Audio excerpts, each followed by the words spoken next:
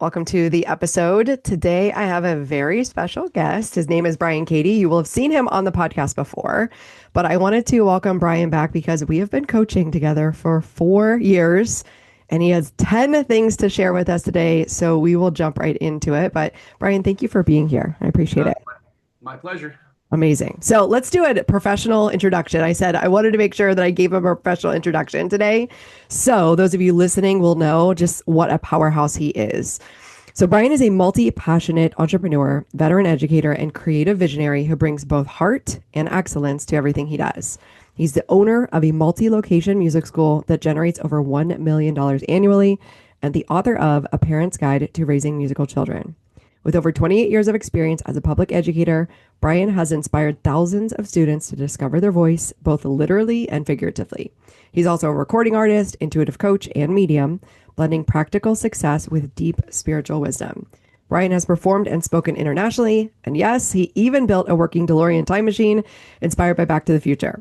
He lives in upstate New York with his wife of 22 years and their children, continuing to lead, teach, and inspire from a place of creativity, connection, and authenticity. And before we go any deeper, let's just talk about the DeLorean time machine. Because I like that was you're like, make sure we add that in there. And I also agree that needs to be added in there. It just speaks to your personality. Absolutely. Yeah. I guess 2 years ago now, I bought a 1981 DeLorean DMC 12. You know, the car made famous really in Back to the Future, and ended up converting it to the what we call the A car from the first movie, and it was sort of a father-son build with a little help from my wife and daughter along the way, but mostly Connor and I did it, and now it's a. I mean, we haven't figured out the whole time travel thing yet, but when we do, there will be signs. Just have to keep an eye out for them. But going down the road, the most common question is that the car from the movie? Because Yeah. everybody thinks it is because it's that exact and that detailed. Hmm. It's a lot of fun. It was great to do it with, I started it when my son was 15. He's 17 now, so it was nice to sort of bond in the garage because honestly, I think most kids today have not experienced holding a flashlight for their father in the garage, and there's something incredibly, meaningful and character developing about holding a flashlight for your dad while working on a car. So, Yeah. we had a lot of fun. We go places with it. We do like car shows, but we also do benefits like American Cancer Society, Relay for Life. We'll put it out there into our community to help organizations that are fundraising or just looking to have something to bring people to them. And Hmm. the time machine never disappoints with that. So, I love that. So, and it's probably bookable, right? If they need to reach oh, out to you, they could book it. Okay. absolutely. Yeah, we Okay. are on social media as 518, like the number Mhm. 518 Time Machine. You can find us. I love it. Okay. That speaks to like multiple streams of revenue, which we'll get into. I love this. So, what I've done for the audience today is I wanted really to have like some concise takeaways from 4 years of coaching. And I wanted Bryan to get on here and bring his giant brain to this. And really, he's a teacher, right? So, I know when you receive these words from him, they will really feel like in his own words, to your own heart, it'll give you something tangible. So we're going to start by listing off the 10 things that he has learned. And he has earned the longest coaching client with me of 4 years. So he gets that Yeah, award. waiting on Um, my trophy. yes, in addition to some other awards. So I remember our very first call. I remember on the intake form, you wrote something about spinning all the plates. So I wanted to start there as number one, really taking that transformation of doing all the things, spinning all the plates, and transitioning into more inner peace, more groundedness, more presence, and more purpose. So, what would you say is transformed for you, or what do you want the audience to know about that? Well, going back 4 years when I first connected with the Cami and we started this relationship, I was definitely in, a general phase of unhappiness, um, because, yeah, I spinning all the plates, but I didn't really have clarity of reason why I was spinning all the plates. It was just kind of like, sort of a domino effect, right? You started with one plate and you got that one spinning, and then somebody threw another plate to the mix, and all of a sudden there were like 15 plates all going at the same time, and it's like, why am I doing this? And I found myself generally in a place of, frankly, unhappiness. Mhm. because I was spinning all the plates and, not even burning the candle at both ends. I mean, it was, the whole candle was on fire, right? And and the question is, know, I lost my passion, my clarity of purpose. Um, my values had become sort of, I'm not going to say misplaced, but sort of lost in the woods. Mhm. And the getting from there to here took a lot of work, and that's the biggest takeaway from there, from that Mhm. scenario, right? I can't tell anybody listening to this call like just drop all the plates and you're going to be happy, because I didn't drop my plates. Mhm. I learned how to spin them more efficiently, Mhm. or I realized that I could bring other people into my circle and give them a plate to spin. Um, Mhm. so you know, but it's not an overnight. There's no quick fix to it. There's a lot of work that you have to do, sort of. So and that's where the coaching stuff comes in, Mhm. right? That's why I stayed with Cami for 4 years and invested in myself through coaching program, because even with all the success that I've had, I needed some help and some guidance to just sort of get me grounded and happy and in a place that I could move forward with success and um, you know not feeling any guilt for that success, or not feeling like I've somehow let myself down because I brought that person in and gave them a plate to spin on Mhm. my behalf. So it's possible, it's attainable, but like anything else, you have to be willing to put the work in, and you also have to be willing to acknowledge the parts of you or your life that aren't working, Mhm. and also be able to go to a place that say it's okay for me to say that I need help figuring this out. Yeah. I think that's really the biggest piece because from the outside, right? Like I didn't know you before we coached together, but from the Right. outside, typically high achievers look like they have everything all together, but Oh like yeah. on the inside, they're silently suffering. So Yep. would you say that was your scenario as well? Yeah, for sure. I think,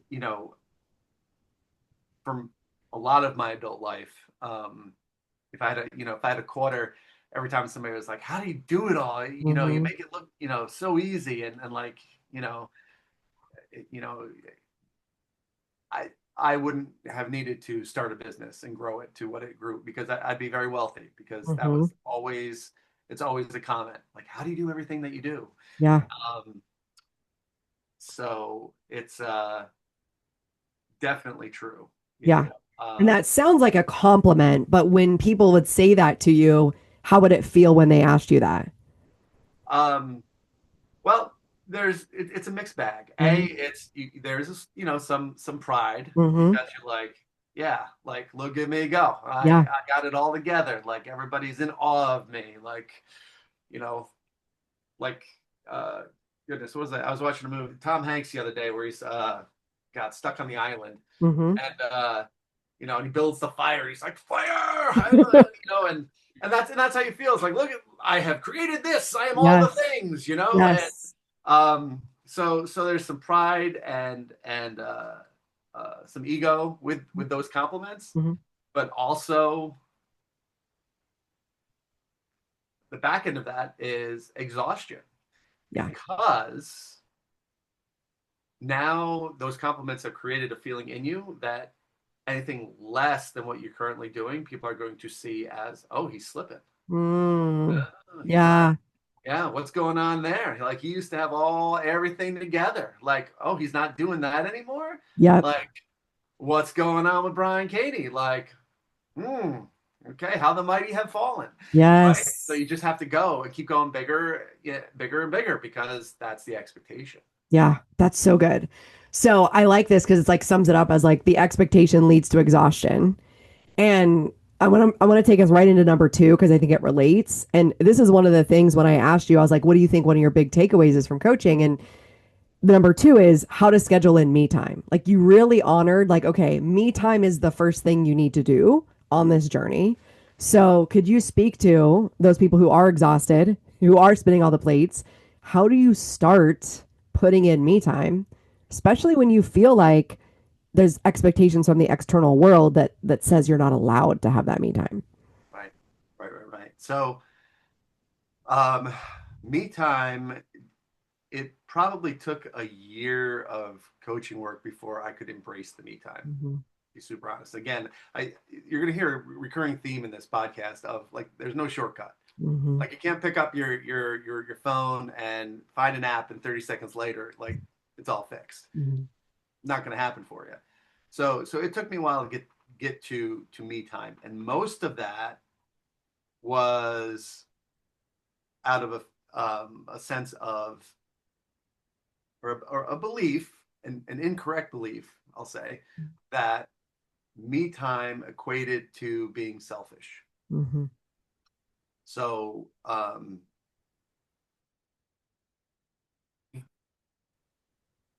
I was already very busy, right, doing all the things, and and sometimes that busyness, equates to maybe time not as well spent as you should be with your kids or your wife or family or friends or even your dog. Doesn't matter, right?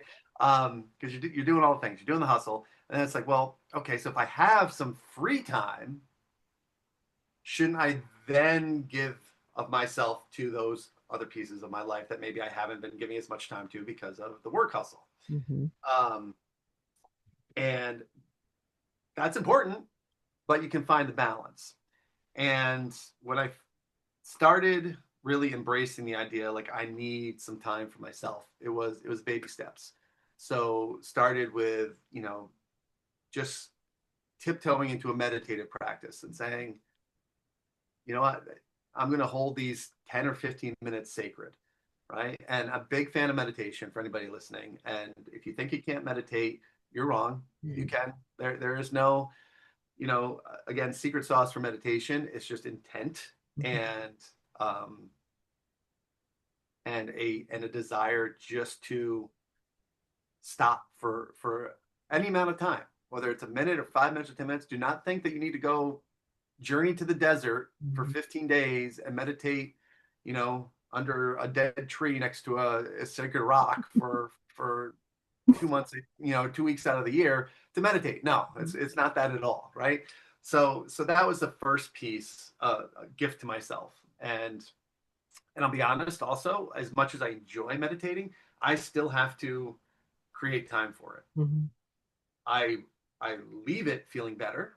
I I go into it knowing the results that I'm going to get, but it is still a conscious, like I'm like, okay, I'm going to take time to do this. Yes. Okay. And um and it's not, still not, I'm not going to call it easy because it's not. Mm-hmm. Uh but that was the baby steps. And then those baby steps um you know progressed into much larger steps. And um, so Cami mentioned in my introduction, I'm also a medium. I'm intuitive. I use that in my practice. I use that as an educator. I use that as a business owner. I use that with uh, clients, Mm-hmm. um, students across the board, right?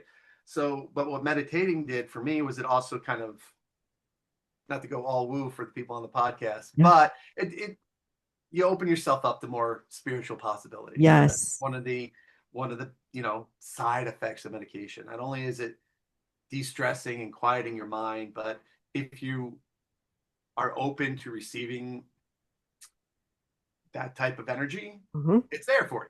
But again, you have to be open to it, right? Don't just expect like you're gonna start meditating and you're gonna see your dead grandma, on the other side of the room. Mm-hmm. No, don't Yep. don't think of it like that.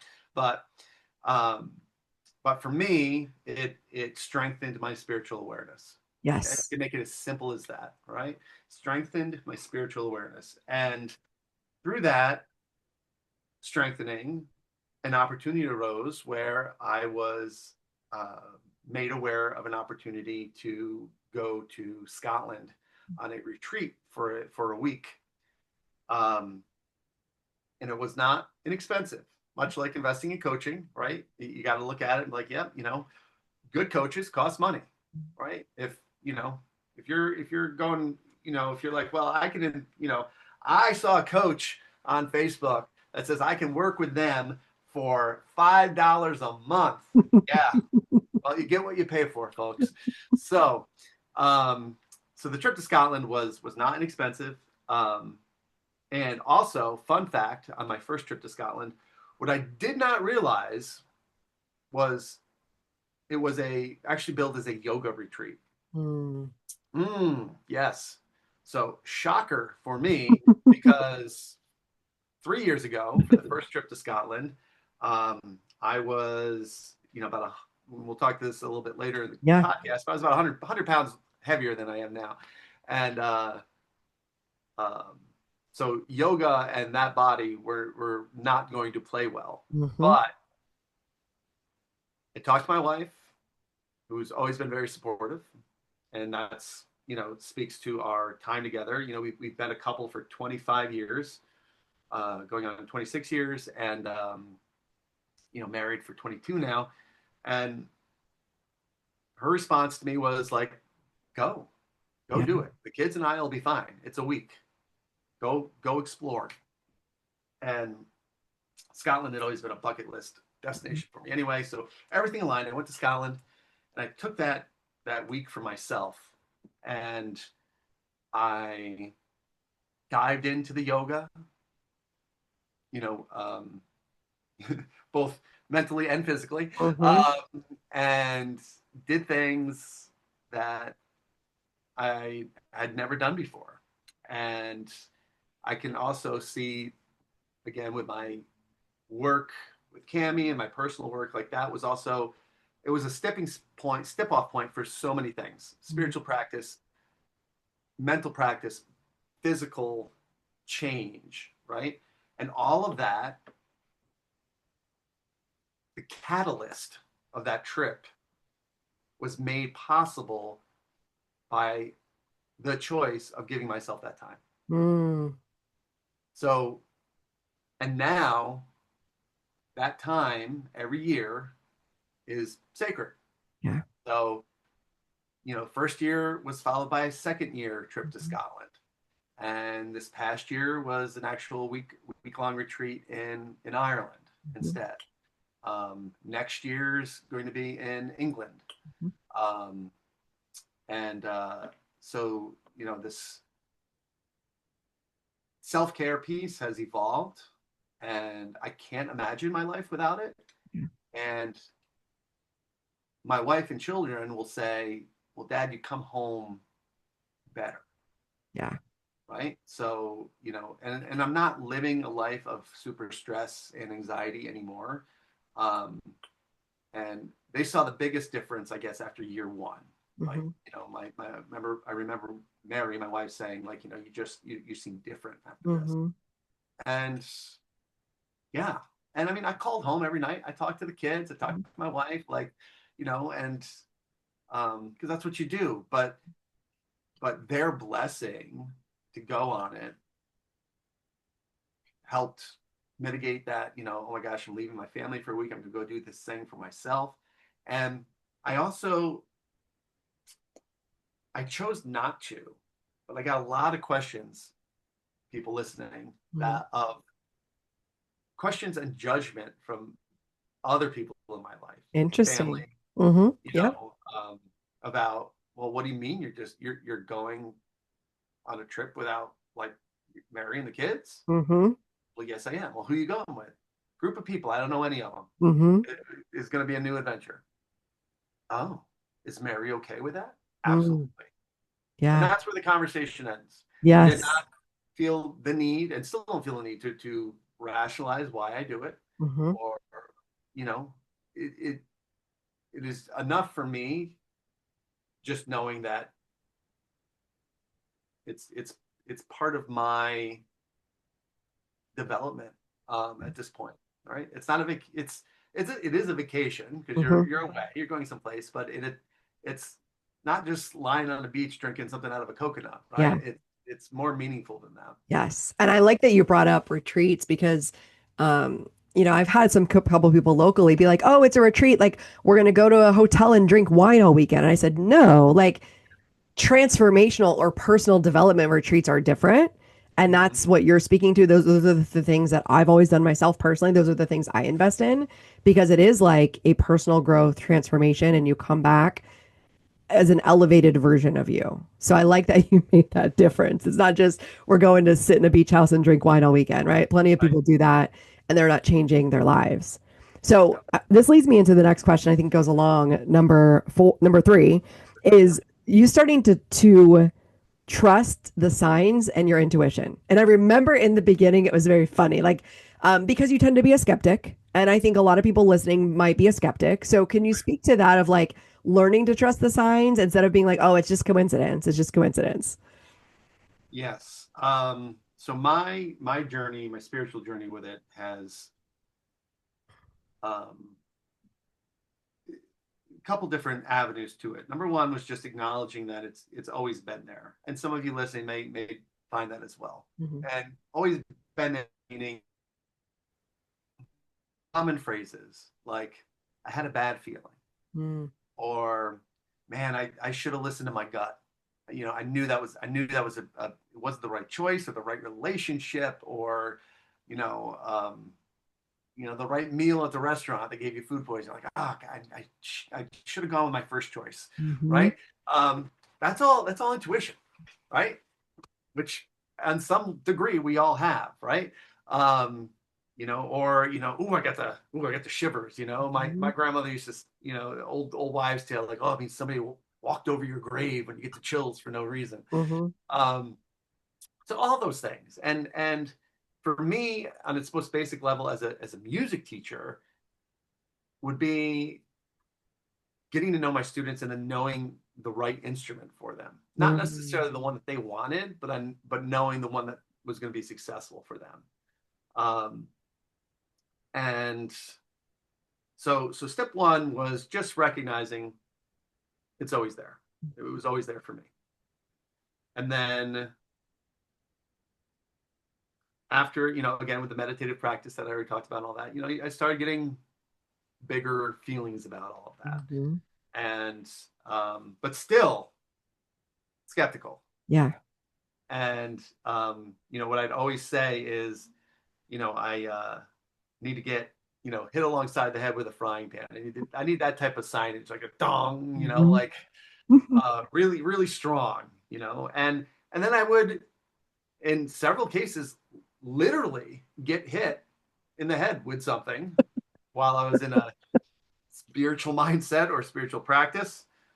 Um, and then still, I'd be like, well, Mm-hmm. I mean, surely that wasn't the frying pan that I was looking for. It was just but after a while, you know, it walks like a duck and it looks like a duck and it quacks Mm-hmm. like a duck.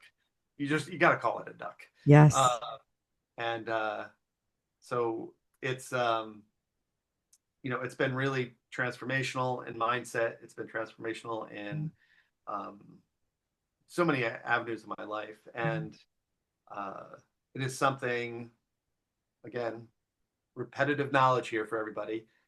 Never, I don't feel it's ever going to be a one and done with me, Mm-hmm. right? So when it comes to the intuitive stuff or the mediumship stuff, I mean, I've just started working with a new teacher. Mm-hmm. I've had several teachers already, and um,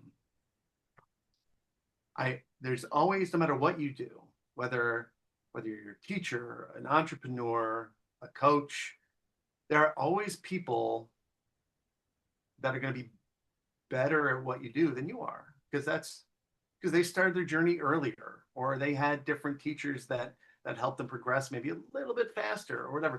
So again, you got to have this little bit of humility and being able to say, like, it's okay that there's people out there that are better at this than me. It doesn't diminish how good you are at something, Mm-hmm. but for me, it makes me want to seek those people out to better myself. Yes. And that's what I'm doing, with the intuitive stuff and the mediumship stuff. It's, you know, working with people and becoming more confident in that piece of myself. Yep, I love that. So let's shift gears because I think this is a perfect place to go because you've had some experience with business mentorship. you've had some experience with going to a therapist, and then you've obviously had experience with life coaching. So I always like to bring this to the forefront. If I've had clients who've done them all, I like to always hear, like in their own words, what the difference is, why do you choose one over the other? And multiple times I have people working with multiple different practitioners, right? A therapist, a business mentor, and a life coach. So what would you say if anybody is confused on the difference between these things? All right. So yeah, I've done therapy, um, and uh, therapy is different than coaching. All right. So, and it's really important for people to understand that, I think. So if you are, if you're depressed, if you are feeling unable to handle your emotions, if you feel that you are unable to handle life, um, if you're feeling that level of imbalance, or you are able to step back and say that, you know what, I am making decisions that are not good for me or the people around me, like get yourself into a professional that's a therapist or a psychologist. um, there again, personally, I've never been medicated for it, but I have friends and family that have been, and there's no stigma with that, Mm-hmm. right? Like, got a headache, Mm-hmm. gotta take some Aleve or some Advil or Tylenol or whatever, right? Um, so there may be something, chemical imbalance in your body, that you need somebody in your life that can help medicate if you Mm-hmm. need. But also a therapist, and here we'll change track a little bit and say, there's similarity between therapy and coaching, and that it's somebody outside of your situation that can look with eyes that are a non-judgmental, that just, and but also a different point of view. All right. And sometimes you just need somebody to tell you, like, what you're feeling is normal and okay. Mm-hmm. Somebody that's not your spouse, not your BFF, you know, not some guy on the internet who made a YouTube video looking at you and telling, no, like Mm-hmm. somebody that actually knows you and telling you that it's okay. Um, so therapy for me, full disclosure, because I have absolutely no shame in it whatsoever. It was a tough part in life. I had my daughter was new to this world and was very, very sick. Um, it created a domino effect of difficult time for my wife and I in our marriage, financial crisis. So we had all the things happening all at once. Mm-hmm. And um, at that point, I was like, I need help figuring. I didn't feel healthy or happy, and knew I was going to make decisions that were not good ones. Mm-hmm. So I sought help there. Now, coaching, I found in my own practice that sometimes coaching can be a bit therapeutic, but it shouldn't be, and um, in my opinion, right? Because coaching is life coaching specifically is similar in therapy without the PhD attached to it, I guess. But the difference is that it's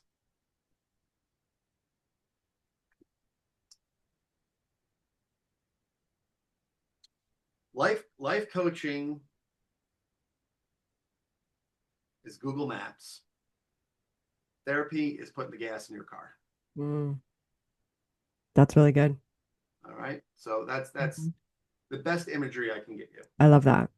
And that relates to there's all different types of coaching. And I want to speak to, we're talking about essentially the type of coaching we do and the type of coaching that Brian experienced with me. But I want to bring up that some coaching, like I hired a somatic coach who was 100% just me processing my emotions, which was just me crying on the call and feeling my emotions every week for an hour.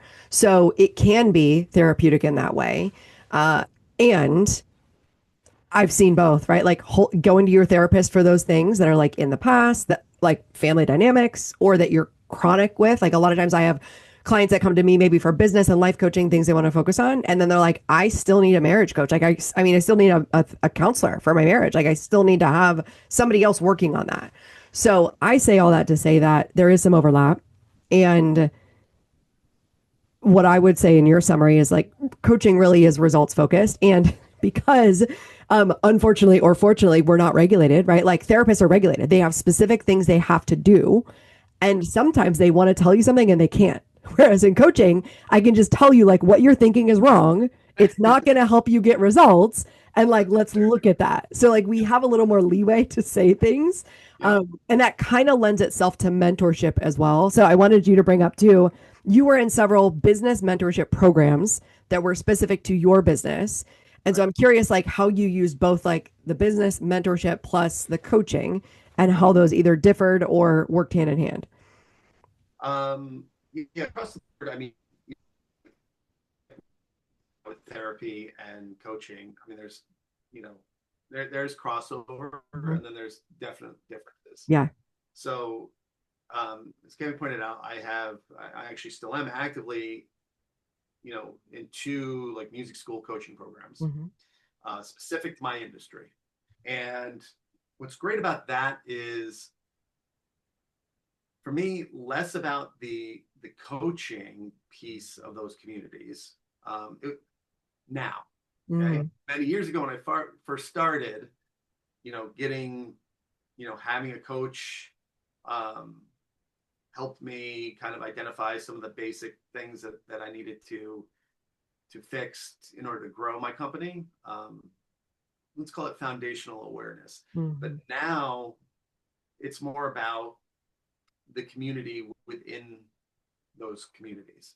Um, different people, different walks of life, different perspectives, you know, hearing different ideas, but also as somebody who's, made a success out of it, being able to give back in those communities is also very rewarding. Hmm. Right? And being able to look at the person that just started and they're like, oh, I just got my first 10 students. And, I'm like, all right, and helping. And now being a cheerleader for other people, right? Hmm. It's very, very rewarding. Um, Now, why would I pay for two music school coaching communities, right? And then still have my own coach. Hmm. My own coach brought something different to the table. All right. So business focused communities tend to be just that, right? We are focused on data and numbers, marketing, funnels, Hmm. ad spend, your business structure, your money math, all of that. All the data of your company, which is important. Hmm. You got to know your numbers. Um, and I chose specifically Cami for the business life coach crossover piece, um, because we could talk growth and numbers and goal setting and all of that, but also apply my my personal brand to what I was trying to achieve. So, and that's the difference. In the large group setting, we are painting with broad strokes. Hmm. And in one-on-one coaching, you are able to really dial in and be able to say, okay, let's take this these broad strokes and then let's take our fine point paintbrush and then start adding you into that color mix. Yes. Um, and that's a game changer, right? Hmm. Because one size does not fit all with anything that we do. Hmm. So, a business coach, a life coach will help you integrate the best parts of yourself into what you are trying to achieve so that you feel that success professionally, personally, spiritually, all the things. I love So that. So let's talk about it. Kind of leads into my next two questions, which is number five, how to stop worrying about money, and number six, like what it feels like to make these big investments personally and professionally, and maybe the mindset that you have about investments that you might be able to teach others. Right. So, how to stop worrying about money? Um, that's a tough one. Um, I don't know that I've ever completely stopped worrying about it. And that, again, for dear listeners, that's more of a background on me. Mhm. Um, I came from, very blue collar, middle class, maybe lower middle class in terms of money and all of that, income. So, I definitely grew up, I won't say in a scarcity mindset, but certainly, I wouldn't call my family wealthy or, like, we didn't ever go to Disney or Mhm. anything like that, right? Those types of things are not in the cards. So for me, my relationship with money is always rooted in that upbringing, which, so I guess as I'm speaking, I will say I don't. I have gotten to the point where I'm not like worrying, like biting my Mhm. fingernails about money anymore. Mhm. Like, it's still in the background, but now with creating wealth through multiple revenues, it's the scarcity mindset has transformed a bit to more of monetary gratitude, Mm. where I'm thankful for what I have, right? And I think if you always have the things, that sometimes that gratitude gets lost, Yeah. and that gratefulness for me is an important tenet of my core system, Mhm. of values, and how I interact with other people, and how I interact with myself. Mhm. That gratitude and you know sincerity of gratitude is, Mhm. is really important. So, and if you want to stop, if you want monetary freedom,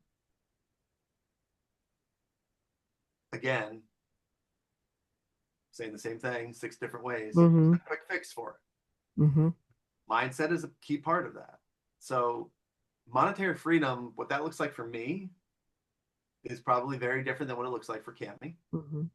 It's probably different from what it looks like to you. You have to decide what that is. Is monetary freedom being able to, you know,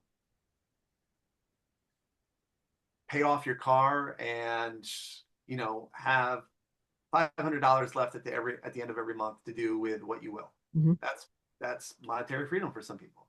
Other people might say, well, monetary freedom means my house is paid for, I have a fancy car, and I was able to invest in an Airbnb and in Florida, and I get to go down there whenever I want because I have an extra house there that also creates money. Mhm. You know, maybe that's financial. There's no right or wrong answer here, Mhm. right? But once you decide what that answer is, then you have to decide how you're going to, are you there already? Question one. Mhm. If you are, great. Mhm. We don't need to coach. You're fine. Mhm. No. But if you're not, how are we going to get there? Like, Mhm. what is the pathway to that type of freedom of, literal, you know, savings account, checkbook freedom, but also the space it frees up emotionally, physically, frankly. Mhm. Um, and and then once we figure that out, like, how are we going to execute that? What does that look Mhm. like? Are you an entrepreneur? Do we need to grow your business? Mhm. Are you somebody that just bounces from job to job to job, and without that consistency, you don't see the pay increase? Well, okay, why are we bouncing from job to job to job? Like, why can't you just stay put in one place long enough to Mhm. accrue a salary and a retirement and be, financially free? Like, Yes. so again, no easy answer there, but Mhm. it's possible. I'll tell you that. That's such a good point, though, because we didn't say this at the beginning specifically, but you built your $1 million business while you were still working full time. And right, that was one of those things we coach on was like the energy that it takes to work the day job. And then I come home and still have to work the business. But what would you say would be the biggest mindset shift there for being able to do both without the burnout and then being able to continually invest even when sometimes things in business were not looking good, right? Because we all have those seasons of time where we're like, this is horrible. What right. was the mindset there for you to be able to work the job and the business and continue those personal investments and business investments? So, um, some of it is just my personality. To be Mm-hmm. super honest. Mm-hmm. You know, We I've call it the always hold my beer. hold my beer. I hate, always have, if somebody tells me or I self perceive the idea that I can't do something, like Mm-hmm. I want to immediately say, yeah, hold my beer, watch Mm-hmm. this. Mm-hmm. I can do anything. Um, Yes. so there's that mindset and just that sheer sort of stubbornness. Mm-hmm.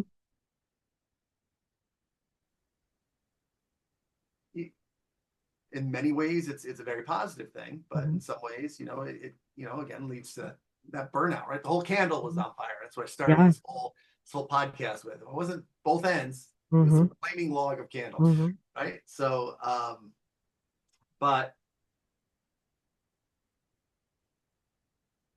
the working full time while pursuing my entrepreneurial interests. Um, my story, very quickly, the Cliff Notes version is they go Mm-hmm. hand in hand. So as a teacher, um, so I did all the things. I went to college. I got a bachelor's degree and I got a master's degree because here in the great state of New York, you can't be a teacher without a master's degree. Mm-hmm. So you have to have 2 degrees.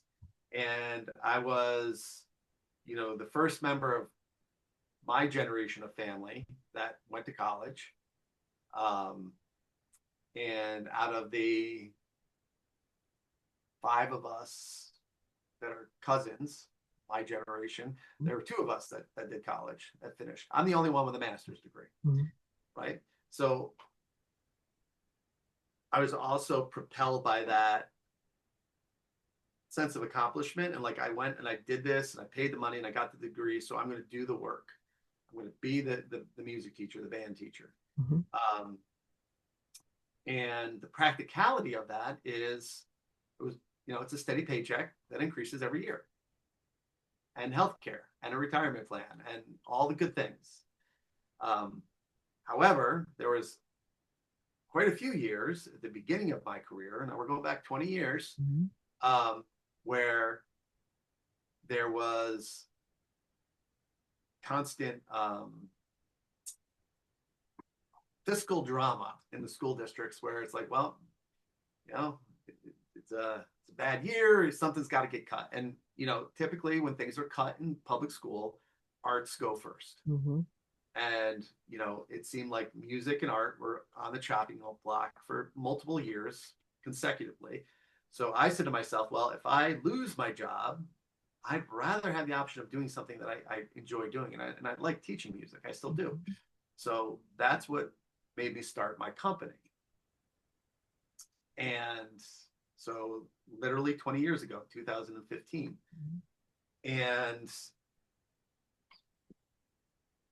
but I started my company not with the idea of actually making money. Mm-hmm. I started my company with the idea of a pathway in case I needed it to create money because my school paid me enough to Mm-hmm. be comfortable, my school district job. So,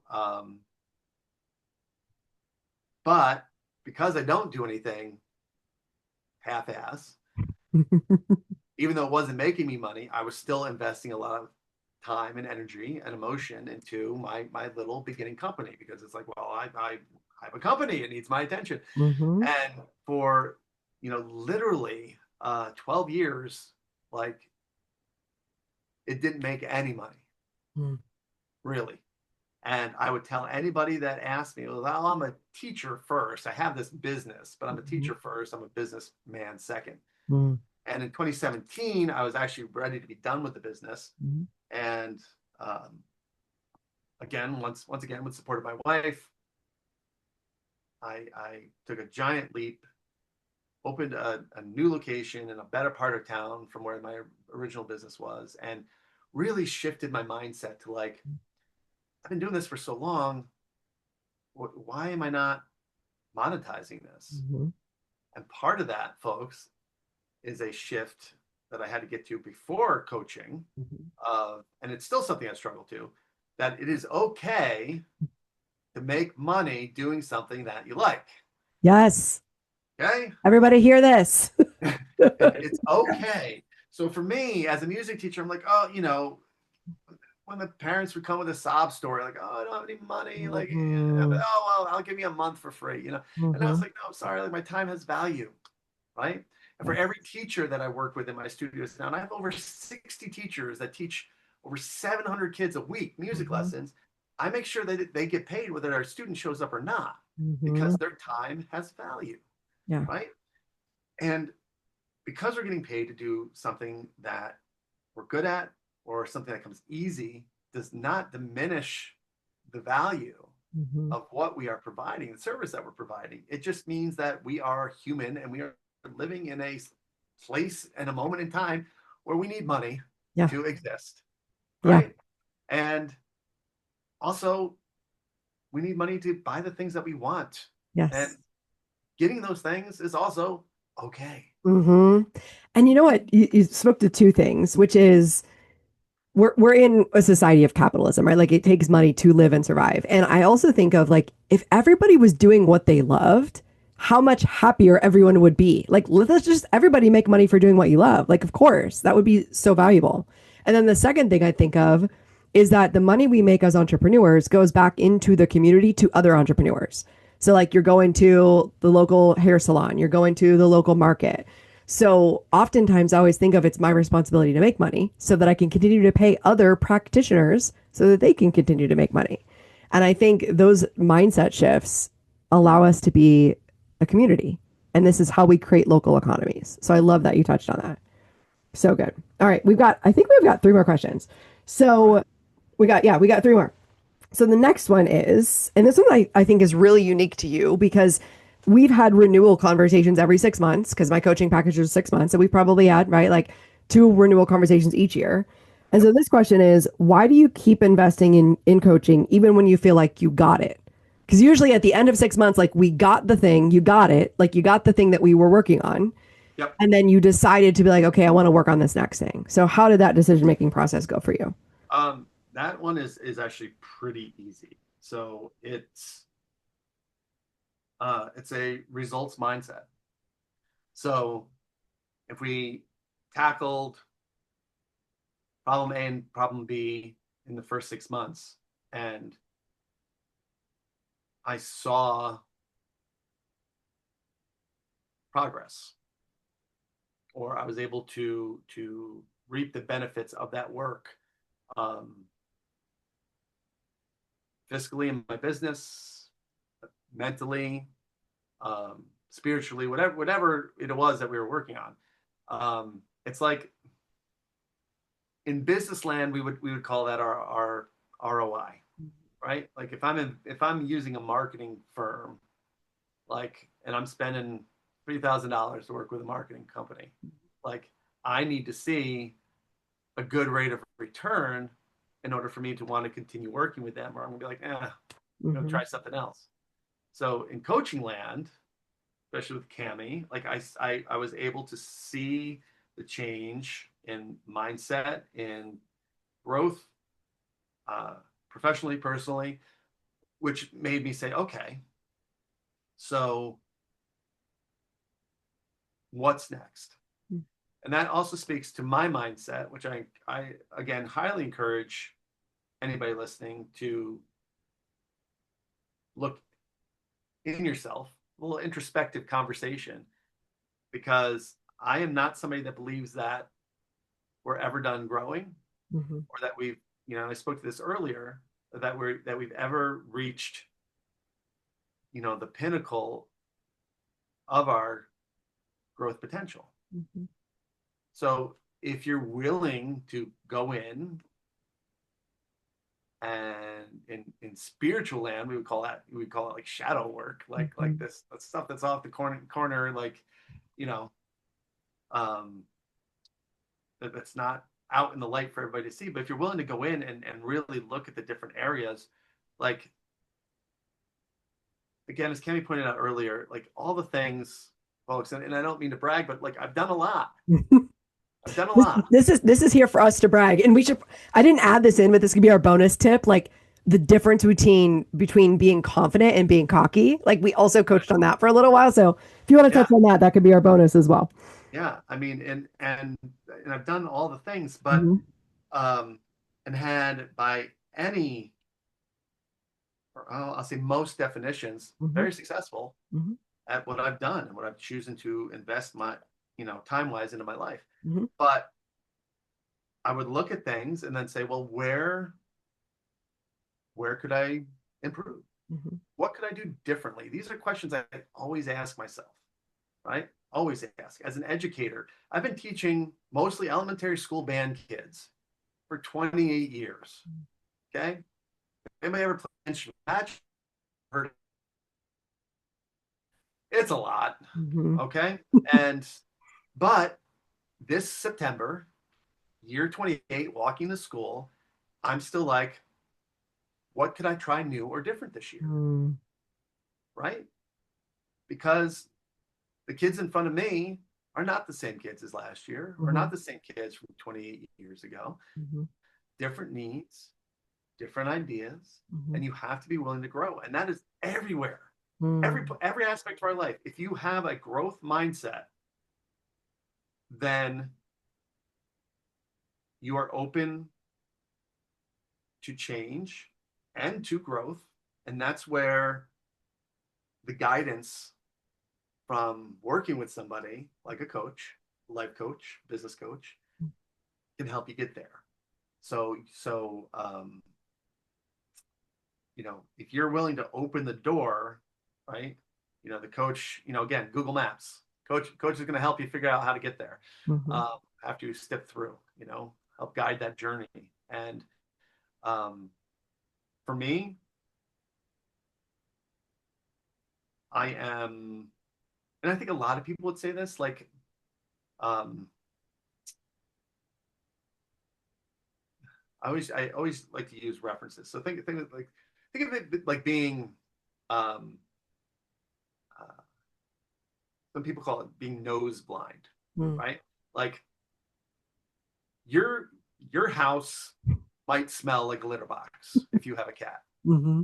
but you're so used to it, like you walk in and you don't smell the litter box, Hmm. or and,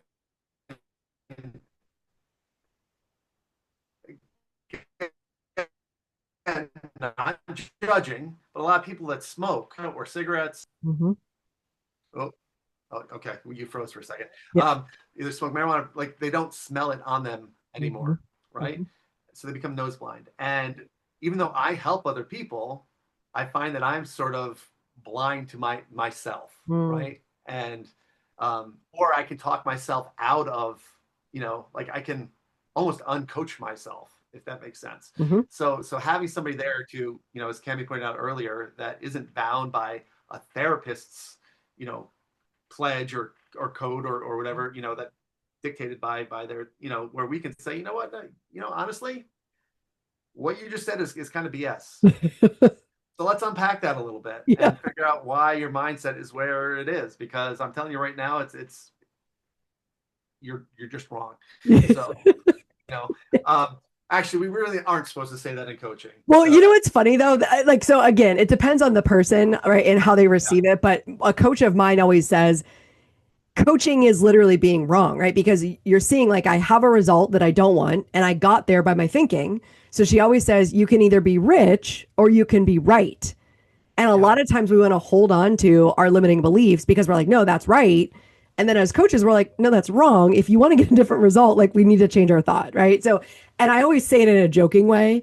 And the way I yeah, say it joking is because perfectionists can feel really triggered by being wrong.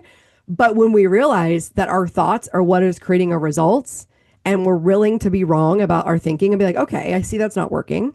Now I can change it. Like, I think you brought out a good point though. Like, coaching can be very funny. Like we can take very heavy topics and just be like, nope, that's some bullshit. Would you like to rephrase it? And like it Yeah. really does break the pattern and it really like brings some energy to the room. Like it's not all serious.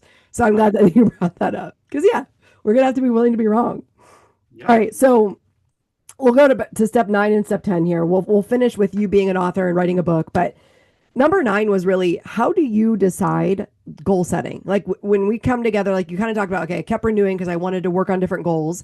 And I really wanted to celebrate like your weight loss goal, right? Like that was a huge goal we were working on for a few years. But like, how did you decide I'm starting with this, then I'm moving to this, then I'm moving to this? And how would you say to somebody who maybe they're in a position where they're like, there's so many things that I want to fix, right? Mhm. Like, how would you tell them like, hey, this is the place to start for them? So honestly, like again, it's a different answer for everybody. Mm-hmm. For me, it was identifying where I was, I guess, most unhappy. Mm-hmm. Okay. And there were different areas of that. So uh you know, Cami does, which is something I do in my own practice now as well, but she has sort of like an intake form where you have a rubric of different areas of life, business, love, spiritual, money, all the things, right? And you 1 through 10, all of it. Mm-hmm. And that sort of helps you sort of step back and be like, okay, so these are my problem areas. And then for me, I looked at not what was necessarily easiest to tackle first. And I'm not even going to say I looked at it. It was mutual, right? Cami and I figured out what area would give me the quickest. And again, it's not a 30-second fix, Mm-hmm. everybody, but in 6 months, what can I realistically do to get myself in a better place? Mm-hmm. So my journey was, I guess, mental health first, Mm-hmm. which it was, figuring out, realigning my values, figuring out why I work as hard as I do, figuring out, where could I make some changes, where could I free up some space physically and mentally Mm-hmm. to make moves and experience that growth. Once that was achieved, not to oversimplify, but kind of just went to what was next on the list. Mm-hmm. Like, okay, but you never you never stop working on the original stuff. So I'll give you guys listening a music lesson right now, right? You get a piece of music in front of you. There's going to be easier parts of the solo. There's going to be harder parts of the solo. Typically, what we would do is go to the harder parts first and we start practicing those over and over and over and over until you get them right. But as you're doing that, you're not ignoring the rest of the song, right? So, and then once you learn that section, that hard section, and it's committed to muscle memory, and you can play it as good as you need to, then you go to the next hardest section. But you don't now stop practicing that original section. Mm-hmm. You keep going back to it. So the journey isn't fixing and forgetting. It is also revisiting, Mm-hmm. right? And that's also where the life and business coaching stuff comes in because frankly, it's her job or my job or whoever's job to remind you because human nature is to fix it and forget it. Mm-hmm. I've done that, right? That mile marker is behind me. I don't need Mm-hmm. to turn around. But in this work, you actually do.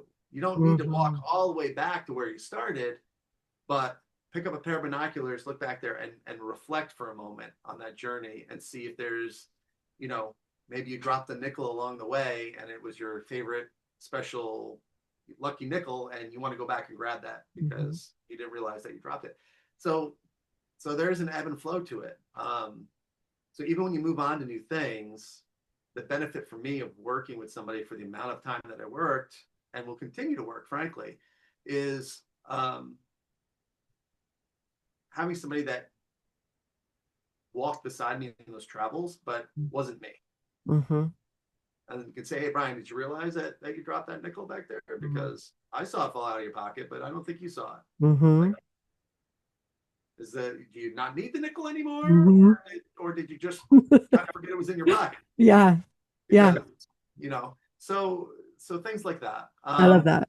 And in the same sense, right? A lot of things back to the beginning of the conversation, the weekly calls were very much like you recognizing your tiny wins, your celebrations.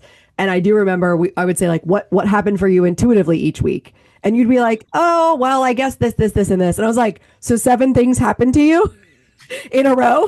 And you'd be like, "Yeah, I guess." So it's funny to be able to have that reflected back to you. And one of the things I like to say too, Yeah, because again, high achievers oftentimes will not get coaching because they're afraid of judgment. They're afraid of like somebody seeing behind the curtain of like their big success. And I always say two things to this. The first thing is, even the most successful, best brain surgeon in the world cannot do brain surgery on themselves. And then the second thing is like the elite athletes of the world, the Olympic athletes always have coaches. So I say coaching is not for losers. Like it's for right. people who have a continuous improvement mindset and they want to have continuous growth. Yep. So as we wrap up, we have 3 minutes left. I want to try to keep us under an hour. So will you tell us, firstly, what it was like to become an author, if you recommend it, I just want to leave the audience with like possibility of like, yeah, you can write a book too. And then I want you to finish up with telling everybody where they can find you. And they're going to want to hire you for speaking after watching this episode too. I was like, he's going to be on some stages after this. So tell them about your experience writing your book and getting it up on Amazon. Gotcha. Yeah. So again, commitment to purpose. You like anything else, you have to just decide that you're going to get it done.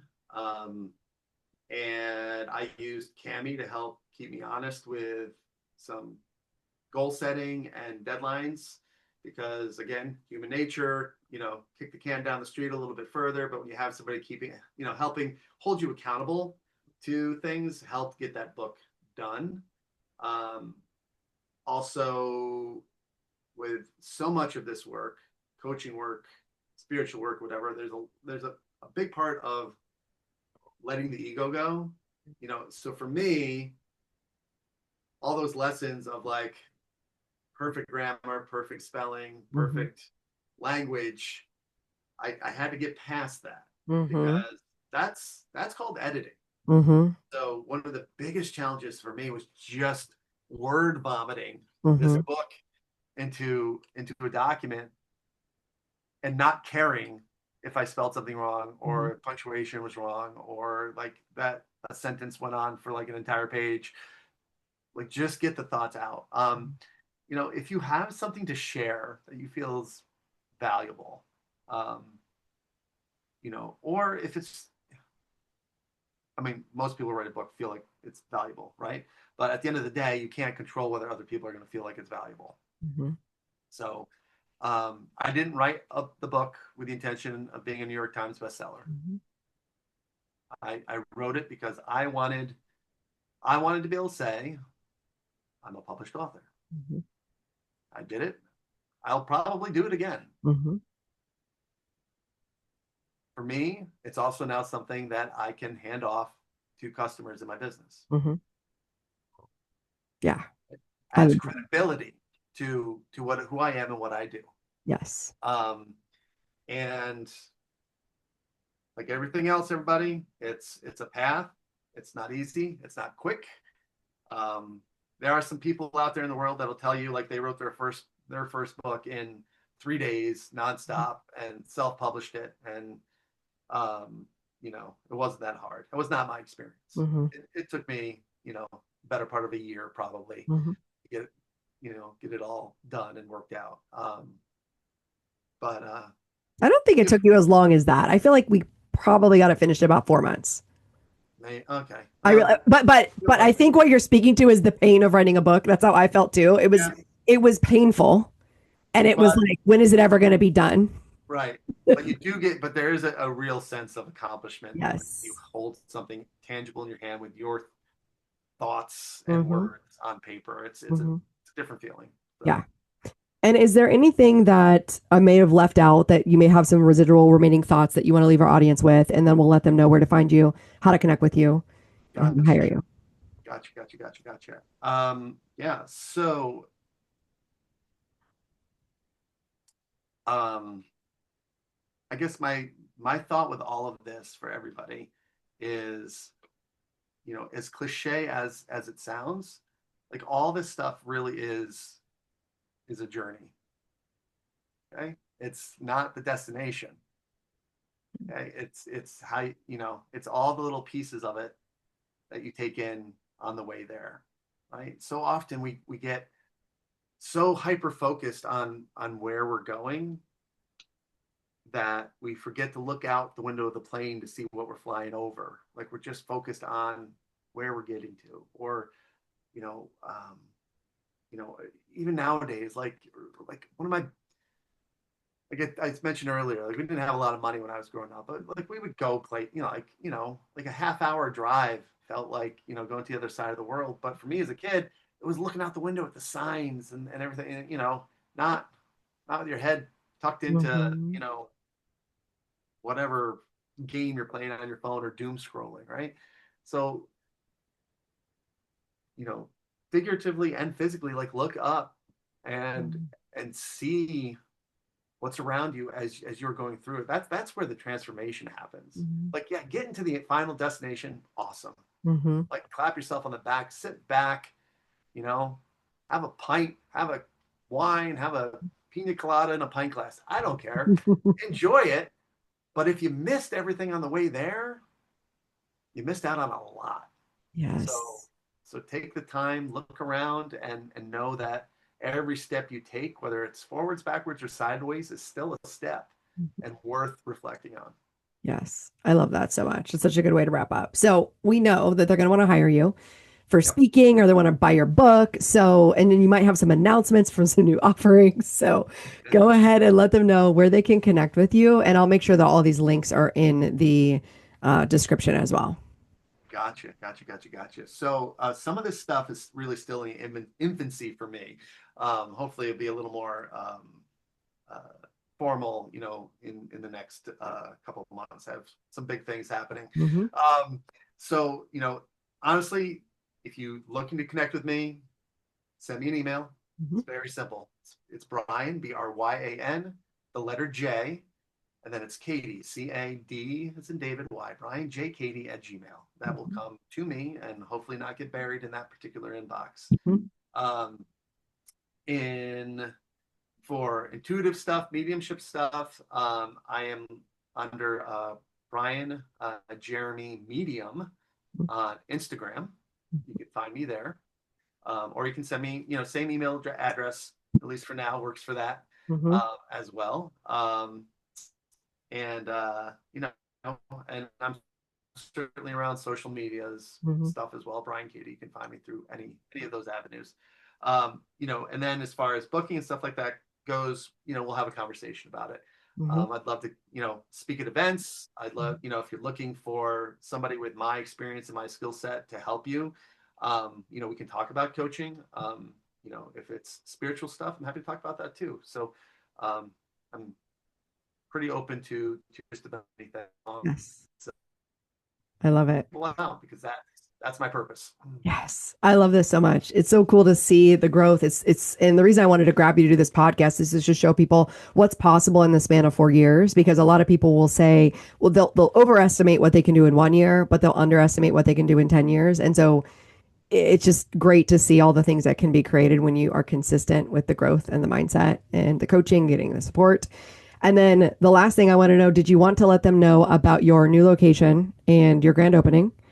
Mm. If not, that's okay. But No, that's do we totally want to fine. let them know and invite them to that if they are local and they're watching this? Yeah, so if you're in the 518, as we say, upstate New York, I am working with a fabulous person in Kelly Ballard, who owns a uh, spiritual holistic wellness company, um, and called Reflective Harmony, and they are over in Colony, and there's going to be I don't know the address right off the top of my head, but look it up online, Mhm. Reflective Harmony, you'll Mhm. find it.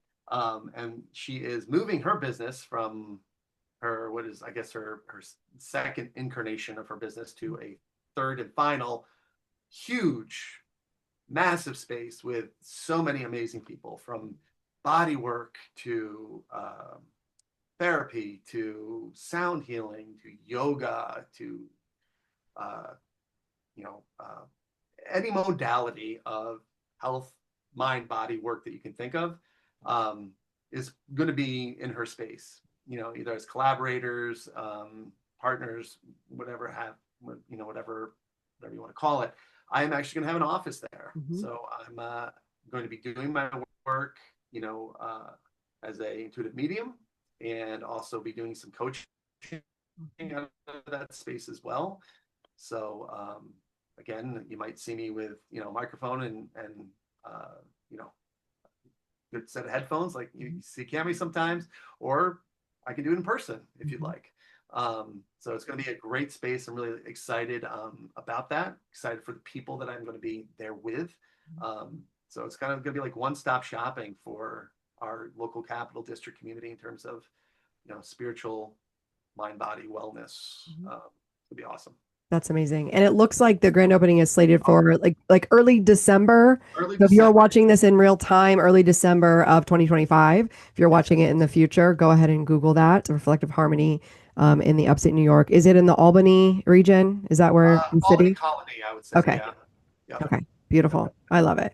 This was such a good interview, Brian. Thank you so much for being on and thank you for trusting me to be your coach for these years. My It's so pleasure. cool to see how we connected. So I am wishing the best for you in the same way because we connected through intuitive readings years ago. And I have a sense that people will be connecting with you in the same way and then working with you on all the things as well. Awesome. Yeah. Thanks for The being here. plan. I appreciate it. All right. Thank All right. you. Mhm.